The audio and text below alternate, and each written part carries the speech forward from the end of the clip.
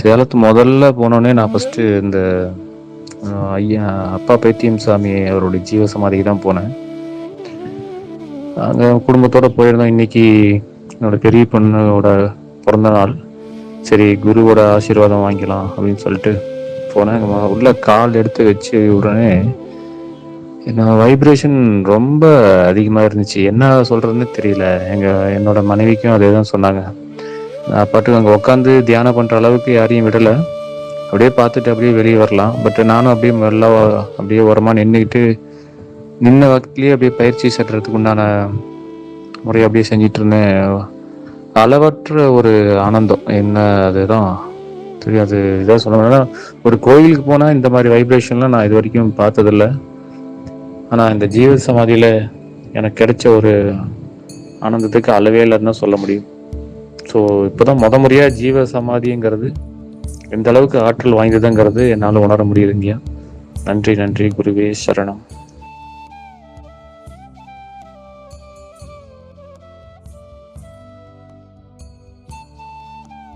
வார்த்தைகளே கிடையாது. சாப்பிட்டுக்கிட்டே இருப்போம், ஒரு 1000 விஷயம் இறங்கும் தலைக்குள்ள. என்னடா நடக்குது, இதெல்லாம் உண்மையாவே இருக்குதான் போல. இது என்னமோ சொன்னாங்களே, தானா புரியும், தானா இறங்கு, லூசுங்க போல இவங்க எல்லாம் அப்படின்னு தான் நினைச்சேன். நானும் ஒரு காலகட்டத்துல எல்லாம் பண்ணவன் தான், பண்ணாத சேட்டையே கிடையாது. 3 வருஷத்துக்கு முன்னாடி வரைக்கும் நானும் இப்படிதான் சுத்திட்டு இருந்தேன். ஜாலியா போறது என்ன, செல்ஃபி எடுத்து போடுறது என்ன. இன்னைக்கு செல்ஃபி எடுக்கிறதுக்கே பயமா இருக்கு. ஏன் தெரியுமா? நான் ஏதாவது ஒரு நல்ல செல்ஃபி எங்கேயாவது ஒரு ஃபாரின் போறேன், இல்ல ஒரு இடத்துக்கு போய் எடுத்து போடுறேன் அப்படின்னா அந்த போட்டோவை பார்த்து ஒரு நினைச்சேன், நமக்கெல்லாம் ஃபாரின் போறதுக்கு இறைவன் கொடுப்பனே கொடுக்கலாம்னு நினைச்சிட்டானாவே அவுத்து. ஏன் அப்படின்னா அவனை இப்ப வந்து ராங்கா கைட் பண்றேன்னு அர்த்தம். அவனை என்ன கைட் பண்ணும், டேய் உலகமே மாயை, ஊர் சுத்துறது நல்ல விஷயம் தான், சுத்தி பார்த்துட்டு உள்ள தேட ஆரம்பிச்சுன்னு நான் சொல்லி தரணும். இப்ப இதனாலேயே ஆக்டிவிட்டி பூரா குறைஞ்சு போச்சு. எங்கேயாவது ராங்கா போயிடுவாங்களோன்னு பயம் வர ஆரம்பிச்சிருச்சு எனக்கு. கான்செப்ட் புரியுதா புரியலையா உங்களுக்கு? என்ன ஆக்டிவிட்டி பண்ணாலும் தப்பா போயிடுமோன்ற மாதிரி பயத்தை கொண்டு வந்துட்டாரு. எப்படி மாத்தி விட்டாரு பாருங்க. என்னன்னே தெரியாம சுத்திட்டு இருந்தாலும் உட்கார வச்சு இறக்குன்னு இறக்கி இருக்கிறாப்புல. சிறப்பான சம்பவம் இதுதான். அதனால இங்க பாருங்க, என்னைய வந்து வேற ரூட் எல்லாம் கேட்டீங்கன்னா எனக்கு தெரியாது. மகாவிஷ்ணு இவங்க அப்படி சொல்றாங்க, இவங்க அப்படி சொல்ல, எனக்கு தெரிஞ்ச அளவுக்கு சொல்லுவேன். அதுக்கு மேல எனக்கு தெரியாது. நான் ஏன் இவ்வளவு நிம்மதியா இருக்கேன்னா ஒரே காரணம் தான், நீங்க புரிஞ்சுங்க. தெரியாதுன்னு ஒத்துப்பேன். Point number 1. பாயிண்ட் நம்பர் 2, எனக்கு தெரியவே தெரியல சில கேள்விக்கு பதிலா அது வேண்டவே வேண்டாம், ஆணியே புடுங்க வேணாம்னு விட்டுரும் அந்த வேலையை. எனக்கு அப்படிப்பட்ட பதிலே வேணாம்னு விட்டுரும். அதனாலதான் நிம்மதியா ஜாலியா இருக்கு. பதில் தேடுறது என் மேட்டரே கிடையாது, என் வேலை கிடையாது. ஆழ்ந்த அமைதிக்குள்ள போறதுதான் என் வேலை. எத்தனை பேருக்கு புரிஞ்சு? முக்காவாசி பேர் உங்களுக்கு இருக்கக்கூடிய பிரச்சனை காரணம் என்ன தெரியுமா? கேள்விக்கு பதில் தேடிட்டு சுத்திக்கிட்டே திரியுறீங்க. அப்ப என்னங்க, நான் கேள்வியே கேட்க கூடாதாங்க, எனக்கு பதிலே கிடைக்க இருக்குப்பா. பதிலாம் இருக்கு, இல்லாமலாம் கிடையாது. உங்க மண்டை தாங்குமா? ஒண்ணு இல்ல, அடுத்த ஒரு 15 நிமிஷத்துக்கு உங்களுக்கு ஒரு பவர் கொடுக்குறேன்னு வச்சுக்கோ. ஒரு 1.5 கிலோமீட்டர் சரௌண்டிங், நான் ரொம்பலாம் சொல்லல, 1.5 கிலோமீட்டர் சரௌண்டிங்ல நடக்கிற விஷயம் மட்டும் உங்க காதுக்கு கேட்குன்ற வார்த்தை நான் கொடுத்துறேன்னு வச்சுக்கோ. எப்படி தாங்குவீங்க? தாங்கிடுவீங்களோ? தாங்க முடியுமா? 1.5 கிலோமீட்டர் சரௌண்டிங்கே தாங்க முடிய மாட்டேங்குது. தமிழ்நாடு, இந்தியா, உலகம், எத்தனை கண்ட்ரி, பூமி, புதன், வெள்ளி, பூமி, செவ்வாய், வியாழன், சனி, யுரேனஸ், நெப்டியூன், புளூட்டோ, 9 கோள்கள், சூரிய குடும்பம், பால்வெளி அண்டம், இன்னும் எத்தனை கோடி அண்டங்கள். முதலும் முடிவும் மற்றவன். அவனை தெரிஞ்சுக்கணும்னு நினைக்கிற முட்டாள்தனமா இல்லையா? சரண்டர் ஆறதுதான் புத்திசாலித்தனம். ஏன்னா இந்த மூளை தாங்க அது வெடிச்சு செதறிடும். இன்ஃபர்மேஷன்ன்றது என்ன? டேட்டா தானே. ஹார்ட் டிஸ்க் மாதிரி இருக்கு. ஓவர் டேட்டா போட்டா சார் ஸ்பேஸ் ஃபுல் ஆயிடுச்சு சார், ஸ்பேஸ் இல்ல சார்ன்றாங்க. சொல்றாங்களா இல்லையா? அப்ப இந்த மண்டைக்குன்னு ஒரு ஸ்பேஸ் இருக்குது. அதை தாண்டி போச்சுன்னா என்ன ஆகும்? உடல்ல ஆத்மா நிக்காது, பிரிஞ்சு போயிடும். அதுக்கு பேரு தான் முக்தி. தெரிஞ்சுக்கணும்னு ஆசைப்படாதீங்க, முட்டாள்தனம். புரிஞ்சுக்கணும்னு ஆசைப்படுங்க, தவறு கிடையாது. ஒரு காலகட்டம் வரைக்கும் உங்களுக்கு நம்பிக்கை வர வரைக்கும் தெரிஞ்சுக்கணும்னு ஆசைப்படி. இப்ப நான் இவ்வளவு தூரம் பேசுறேன்னா என்ன காரணம்னா, வேற வழி இல்லை. நான் ஸ்ட்ரைட்டா உங்களுக்கு பயிற்சி கொடுத்தா நீங்க பண்ண மாட்டீங்க. ஓரளவுக்காவது உங்களுக்கு புரிய வச்சு, இதுதான்ப்பா கான்செப்ட், இப்படித்தான் போகணும், இப்படித்தான் ரூட் இருக்கு, நீங்க போற ரூட் இது சரியில்லை அப்படின்றத நான் சொல்லி புரிய வச்சாதான் நீங்க நம்பிக்கையோட அந்த பயிற்சியை பண்ணுவீங்க. ஏன் பயிற்சி பண்ண சொல்றேன்? நான் என்னதான் விடிய பேசினாலும் பழைய குருடி கதவு தோடின்னு போயிருக்கீங்க. உங்க பயிற்சி மட்டும்தான் உங்களுக்கு உண்டான கடிவாளம். எப்படி வந்து ஒரு குதிரைக்கு இந்த 2 இடத்துல இப்படி கட்டி விட்டுருவாங்க, இந்த பக்கம் பார்க்காது இந்த பக்கம் பார்க்காது, அப்படியே ஸ்ட்ரெயிட்டாவே போயிட்டு இருக்கும். அந்த மாதிரி உங்களுக்கு பயிற்சி. அப்ப இந்த பயிற்சி வந்துருச்சு, உலகம் பொய்ன்னு தெரிஞ்சிருச்சு, மாயைன்னு தெரிஞ்சிருச்சு. இங்க பாருங்க, நான் இப்ப உங்ககிட்ட பேசிட்டு இருக்க விஷயம் போன கிளாஸ் அதுக்கு முன்ன கிளாஸ்லாம் பேசாத விஷயத்த பேசிட்டு இருக்கேன். அப்ப நீங்க என்ன பண்ணணும்னா, டைம் கிடைக்கும் போது நான் முன்னாடி வந்து இந்த 24 மணி நேரம் வீடியோ பேசுறேன்னு சொல்லி கிட்டத்தட்ட ஒரு 17 to 19 hours வரைக்கும் அதை பேசுறேன். அந்த வீடியோ ஃபுல்லா பாத்துங்க. பல ரகசியத்தை சொல்லியிருக்கேன், ஏகப்பட்ட ரகசியத்தை சொல்லிட்டேன். ஏன்னா நாளைக்கு நான் கெட்டவனா மாறினாலும் மாறிடும், சொல்ல முடியாது. எனக்கு மைண்டு தானே இருக்கு, நானும் மனுஷன் தானே.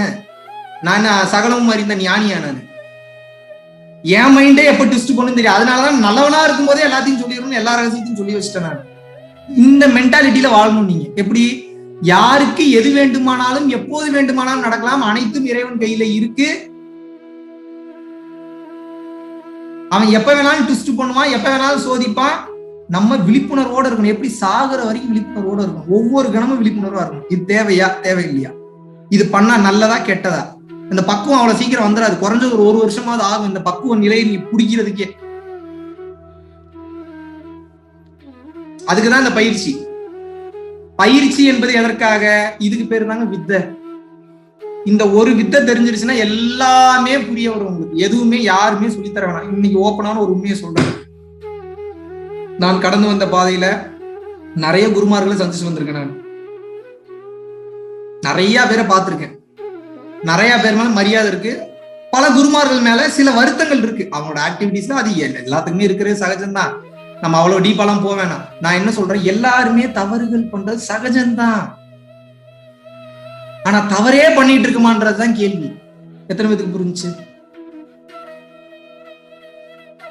தவறு பண்ணுவது தவறல்ல, தவறு பண்ணி தெளிஞ்சிடணும். அதான் மேட்ரு, அதான் கான்செப்ட். தெளிஞ்சிடணும், அடிக்கடிக்க தெளிஞ்சிடணும். படார் படார் படார் படார்னு தெளியணும். தெரியாம இருந்தீங்கன்னா தெளிய அடிப்பாங்க. எப்படி கான்செப்ட்னா, தெரியாம இருந்தாலும் அடிப்பாங்க, தெளிய அடிப்பாங்க. தெளிஞ்சிட்டீங்க அப்படின்னா வலி கொஞ்சம் கம்மியா இருக்கும். உங்களுக்கு தெரிஞ்சு அடிக்க வரான லெஃப்ட்ல வர ரைட்ல வரேன்னு சொல்லி நேக்கா எஸ்கேப் ஆயிருவீங்க. எதுவுமே தெரியாம டம்மு டம்மு லஜக் மொஜக் பஜக் தான். எங்க இருந்து அடி விழுகுதுன்னே தெரியாது. வடிவேலுக்கு விழுந்த மாதிரிதான் விழுகும் உங்களுக்கு. கொஞ்சம் தெளிஞ்சிட்டீங்கன்னா உங்களுக்கு அதை எப்படி வந்து காட் பண்றதுன்ற அந்த டெக்னிக் தெரிஞ்சிடும். அதான் கான்செப்ட். எவ்வளவுதான் ஞானம். என்ன நான் பெரிய ராக்கெட் சயின்ஸா பேசிட்டு இருக்கேன் உங்ககிட்ட. ஜாலியா என் ஃப்ரெண்ட்ஸ் கிட்ட பேசுற மாதிரி பேசிட்டு இருக்கேன். இவ்வளவுதான் ஞானம். இதனாலதான் உங்களுக்கு சொல்றேன், பெருசா நீங்க பெரிய இமேஜ்ல போய் சிக்காதீங்க. பெருசா பார்க்கும்போது பெருசா தெரியும். இந்த கண்ணுல பார்க்கும்போது பெரிய குரூப்பா தெரியுவாங்க. ஆளுங்க 100 பேர் இருக்கிற மாதிரி தெரியுவாங்க. ஒருத்தர் நடந்து போக பின்னாடி ஒரு 100 பேர் வருவாங்க. இந்த பில்டப் எல்லாம் பாத்தீங்கன்னா தெரிச்சிருவீங்க நீங்க. ஐயோ என்னடா இவ்வளவு பெருசா இருக்கு. அப்படிலாம் ஒண்ணும் கிடையாது. எல்லாம் உங்களுக்குள்ளதான் இருக்குது. வெளில காட்டுறது பூரா பாவலா. அது தேவை, வேற வழி இல்லை. என்ன பண்றது அவங்களுக்கு?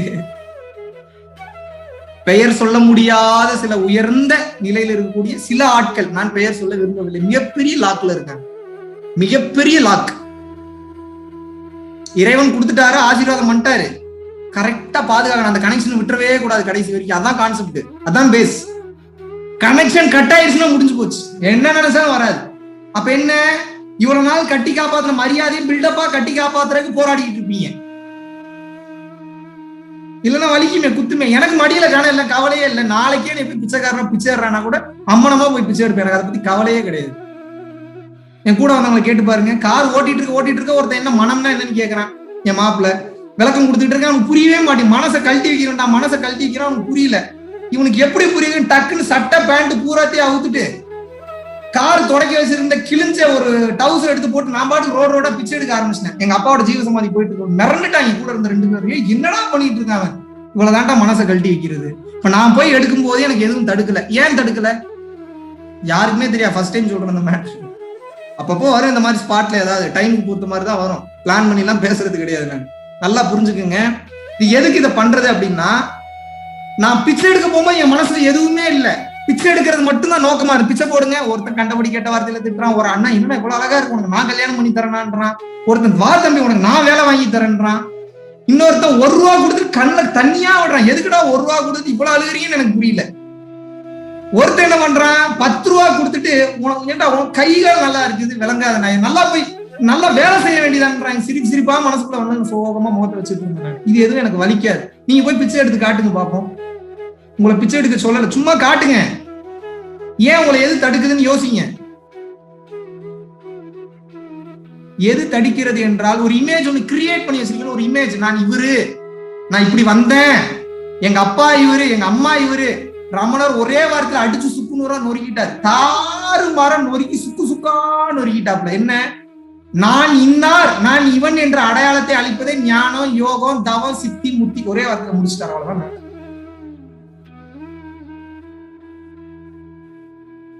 யார் யார் இங்க கோடீஸ்வரனா இருக்கீங்க? ஆழ்ந்த அனுதாபங்கள் உங்க எல்லாத்துக்கும். யார் யாருக்கு கேட்டதெல்லாம் நினைச்ச டைம் கிடைக்குது? மிகுந்த ஆழ்ந்த அனுதாபம் உங்க எல்லாத்துக்கும். ஒருத்தனுக்கு கேட்கறதெல்லாம் கிடைக்குது, நினைச்சதெல்லாம் நடக்குதுன்னா நீங்க மிகப்பெரிய டேஞ்சரஸ் ஜோன்ல இருக்கீங்கன்னு அர்த்தம். எங்க கத்துப்பீங்க வாழ்க்கையை போய்? மிகப்பெரிய டிராப் அது. ஒருத்தனை கெடுக்கணும், சீரழிக்கணும் அப்படின்னா 3 வேளை சாப்பாடு, வேணுங்கிற என்டர்டைன்மெண்ட், 24 ஹவர்ஸ் இன்டர்நெட், அழகான பொண்ணு, அழகான குழந்தைங்க, நல்ல பெரிய வீடு, சுகபோகமான வாழ்க்கை கொடுத்தா அவனுக்கு அவன் கெட்டு போறதுக்கு ஆப்ஷனே தேவையில்லை. இதுவே போதும், நாசமா போயிடும். நீங்க கம்ஃபர்ட் ஜோன்ல இருந்தா எல்லாம் கரெக்டா நல்லா நடந்துட்டு இருக்குன்னு நினைக்கிறீங்களோ? இந்த கேமே உங்களுக்கு புரிய மாட்டேங்குது. மிகப்பெரிய பசில் இது. எப்படி தெரியுமா அவன் கிரியேட் பண்ணி வச்சிருக்கான்? இருந்தாலே மோசமான ஆள் இருந்தால்.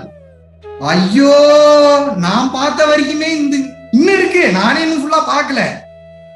எவன்டா இந்த ரோட்டை போட்டியும் திரும்பி பார்த்தா இருந்தாலும் என்ன பண்றான்? ஆஹா, நம்மள திரும்பி பாக்குறானே, இவன் கண்டுபிடிச்சிட்டானே நம்மளன்னு சொல்லி எல்லாத்தையும் டபுள் டபுளா கொடுக்குறான். முன்னாடி எவ்வளவுப்பா அவனுக்கு பிரச்சனை? சார் ஒரு 1 லட்சம் ரூபாய் பிரச்சனை, இவனுக்கு 10 கோடி ரூபாய் கொடுங்கடா முதல்ல கையில. அப்பதான்டா நம்ம பக்கம் திரும்ப 10 கோடி கொடுக்குறான். வேற என்னப்பா உனக்கு, வேற என்ன வேணும் உனக்கு?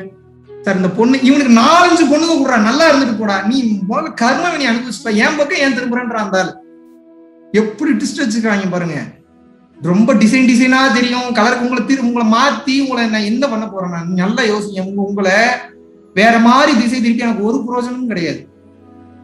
உங்களை ஏதாவது மனித வெடிகுண்டா மாத்தி நாளைக்கு என் பேரை சொல்லிட்டு தெரியுங்க. எல்லாரும் பிரம்மஸ்ரீ மகாவிஷ்ணு மாதிரி உலகத்திலேயே நல்லவர் கிடையவே கிடையாது. நாளைக்கே நீ எல்லாருக்கிட்டையும் இதை சொல்லுங்கன்னா நீங்க என்னைய சந்தேகப்படலாம். Point number 1. சரி, நான் அதை சொல்லல. 2வது, வேற எப்படி? உங்ககிட்ட பணங்காசு நிறைய இருக்கு, இது எப்படி பிளான் பண்ணி தூக்கலாம் அப்படின்னா பணங்காசு சம்மந்தப்பத்தியே நான் பேசுறேன். நான் என்ன சொல்றேன்? நீ என் ஃபவுண்டேஷன் பக்கமே தலை வச்சு படுக்காதுன்னு தான் சொல்றேன். சொல்ற பயிற்சியை பேசாம வீட்டுல பண்ணிட்டு ராமா ராமா, கிருஷ்ணா கிருஷ்ணா, கோவிந்தா கோவிந்தா உங்க வீட்டு பக்கமே சுத்துங்க. உங்களுக்கு பிடிச்சவங்களுக்கே சாப்பாடு போடுங்க. உங்க ஏரியா பக்கமே அன்னதானம் போடுங்க. அவ்வளவுதான் மேட்ரு. அப்ப ஏன் இவ்வளவு தூரம் பேசுறேன்? ஒரே காரணம் தான். மிஸ் ஆனீங்க, இப்பிறவி போய் எப்பிறவி வாய்க்குமோ? எங்க போவீங்க?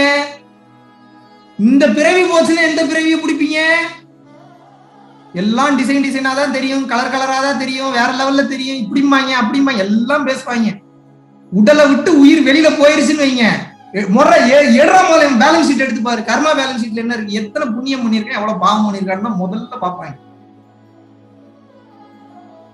புண்ணியம்ன்றது உங்களுக்கு இன்வர்டே இல்ல அப்படின்னா தூக்கி போடு. இவனை போட்டு ஒரு மிதி இவனை திருந்தாத ஜென்மமா இருக்கான். இவனை கேன்சர் இருக்கக்கூடிய பாடியில அனுப்பு, எய்ட்ஸ் இருக்கக்கூடிய பாடியில அனுப்பு, போய் அனுபவிச்சுட்டு வரணும்னு அனுப்பிச்சுறாங்க. என்ன பண்ணுவீங்க? சில குழந்தைங்க பிறக்கும் போதே எய்ட்ஸோட பிறக்குதா பிறக்கலையா? யோசிச்சிருக்கீங்களா எனக்கு அது ஏன் பிறக்குதுன்னு? அது என்ன பாவம் பண்ணுச்சு? பல பாவம் பண்ணி இருக்கும், அதனால அப்படி பிறக்குது. பல ரகசியத்தை ஓப்பனா சொன்னா கதறிடுவீங்க. வேண்டாம், அவ்வளவு தூரம் போக வேணாம். பேஸ் மட்டும் புரிஞ்சுக்குங்க. அவனுடைய படைப்பில் எதுவுமே தப்பா நடக்கல. ஒரு குண்டூசி கூட காரணம் இல்லாம விடுகாதுன்னு சொல்லிட்டேன். அப்புறம் எப்படி ஒரு மேட்ரு அவரோட அனுமதி இல்லாம நடக்கும் இந்த உலகத்துல? சொல்லுங்க பாப்போம். நல்லா புரிஞ்சுக்கங்க.